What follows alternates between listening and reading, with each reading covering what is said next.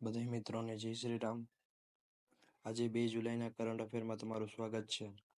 ખોટો બકવાટ કર્યા વિના આપણે વિડીયોને સ્ટાર્ટ કરીએ.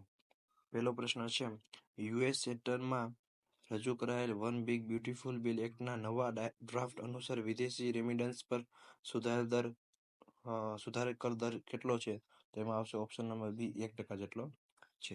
ત્યાર પછી બીજો પ્રશ્ન, માર્ચ 2025માં અંતમાં ભારતનું જીડીપીના કેટલા ટકા બાહ્ય દેવું હતું? તો ઓપ્શન નંબર એ 19.1% જેટલું બાહ્ય દેવું ભારતનું હતું. ત્યાર પછી પ્રશ્ન number 3, Reliance defence and coastal mechanics કયા ભારતીય રાજ્યમાં એક નવું ડિફેન્સ એમઆરઓ હબ શરૂ કર્યું છે?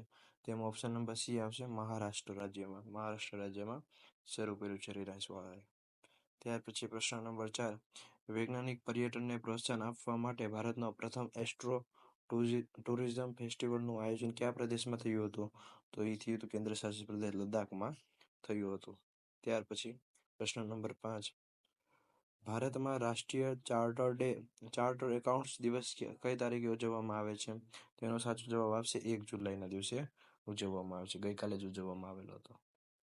ત્યાર પછી પ્રશ્ન નંબર 6, દરિયાઈ સુરક્ષા વધારવા માટે બહુપક્ષીય જૂથ સૌપ્રથમ એટ-સી ઓબ્ઝર્વર મિશન શરૂ કર્યું છે. તે ક્વાડ દ્વારા શરૂ કરવામાં આવેલું છે. ત્યાર પછી પ્રશ્ન નંબર 7, 1 જુલાઈ 2025ના રોજ કયા દેશે પ્રથમ એશિયન ભારત ક્રુઝ ડાયલોગનું આયોજન કર્યું હતું? તે કર્યું છે ભારત દ્વારા કરવામાં આવ્યું હતું. ત્યાર પછી પ્રશ્ન નંબર 8, ભારતમાં રાષ્ટ્રીય ડોક્ટર દિવસ તરીકે ક્યારે ઉજવવામાં આવે છે? તેમાં પણ આવશે 1 જુલાઈના દિવસે ઉજવવામાં આવે છે. ત્યાર પછી પ્રશ્ન નંબર 9, 30 જૂન 2025ના રોજ પુણેના MILITના નવા કમાન્ડર તરીકે કોની નિમણૂક કરવામાં આવેલી છે? તેમાં આવશે ઓપ્શન નંબર એ વી ગણપતિની નિમણૂક કરવામાં આવેલી છે. ત્યાર પછી પ્રશ્ન નંબર 10, ભારતીય બંધારણના કયા અનુચ્છેદ હેઠળ જીએસટી કાઉન્સિલની સ્થાપના કરવામાં આવેલી છે? તેમાં આવશે અનુચ્છેદ નંબર 279A દ્વારા કરવામાં આવેલી છે જીએસટી કાઉન્સિલની સ્થાપના. ત્યાર પછી આજનો છેલ્લો પ્રશ્ન, કયા દેશે સિન્થેટિક હ્યુમન જીનોમ પ્રોજેક્ટ શરૂ કર્યો છે?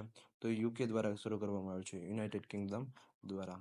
આગળની રહેવાની તલાટી પરીક્ષા માટે ખૂબ જ અગત્યનું કરંટ અફેર છે. જો તમને વિડીયો સરસ લાગ્યો હોય તો લાઇક, શેર, સબસ્ક્રાઈબ કરજો. જય હિન્દ, જય ભારત.